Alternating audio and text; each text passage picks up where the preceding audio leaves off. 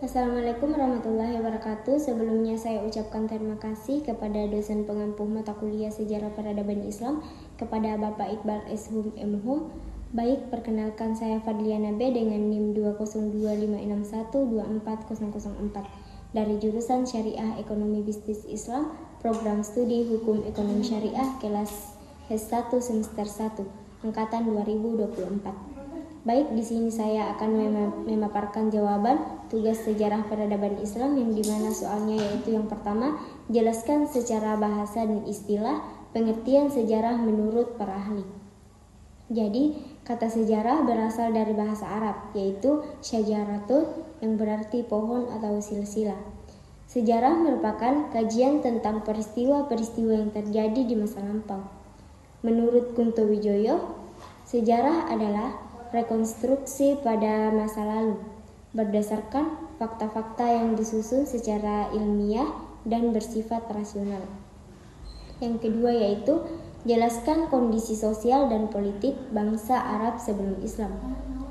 Sebelum Islam datang, bangsa Arab mengalami kondisi sosial politik yang sangat beragam, terutama Jazirah Arab. Yang pertama yaitu kondisi sosial, suku kekerabatan. Masyarakat Arab pada masa pra-Islam sangat mementingkan sistem kekerabatan dan kesukuan. Kedua, kehidupan ekonomi. Sebagian besar masyarakat Arab pada masa itu mengandalkan perdagangan sebagai kata pencaharian utama, terutama kota Mekah dan Yastrib, Madinah. Status sosial di masyarakat Arab terdapat hierarki yang sangat ketat. Pada kelas atas terdiri dari pemimpin suku, pedagang kaya, dan pengawasan. Kaum rendah seperti budak dan kaum miskin. Agama dan kepercayaan. Sebelum kedatangan Islam, bangsa Arab umumnya menganut berbagai kepercayaan animisme, politisme, dan penyembahan berhala. Kedua, kondisi politik. Sistem suku masyarakat sebelum Islam sangat terikat pada sistem suku. Setiap suku memiliki pemimpin yang disebut syekh dan kabilah. Kekuasaan kerajaan Nabatea berpusat di wilayah utara, di sekitar Petra sekarang. Kerajaan ini dikenal dengan perdagangan dan kebudayaan yang maju. Gagasan kerajaan ini adalah negara Arab yang bersekutu dengan kekaisaran Bizantium yang memengaruhi wilayah Arab bagian utara. Pemisahan geografis dan sosial. Pengaruh luar, perpecahan agama dan kepercayaan. Yang ketiga yaitu jelaskan kemajuan yang dicapai umat Islam pada masa Khalifah Umar bin Khattab. Pada masa kepemimpinan Umar bin Khattab 634 sampai 644 Masehi. Umat Islam mengalami kemajuan yang luar biasa dalam berbagai aspek, baik dari segi politik, militer, sosial, ekonomi, maupun agama. Beberapa kemajuan yang dicapai umat Islam pada masa tersebut. Yang pertama yaitu penaklukan wilayah Syam, Suriah, Palestina, Yordania, Lebanon, Mesir, Persia. Wilayah-wilayah ini menambahkan wilayah kekuasaan Islam yang semakin besar, memperluas pengaruh Islam ke Eropa, Asia, dan Afrika. Yang kedua yaitu pembentukan sistem pemerintahan dan administrasi. Yang ketiga, kemajuan dalam bidang hukum. Yang keempat, pembangunan infrastruktur. Yang kelima, peningkatan sosial dan kesejahteraan.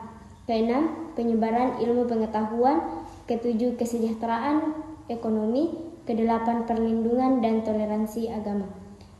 4. Jelaskan latar belakang terjadinya peran penting sifin. Jadi, latar belakang terjadinya peran sifin karena ketegangan yang meningkat antara Ali bin Abi Thalib dan Muawiyah bin Abi Sufyan.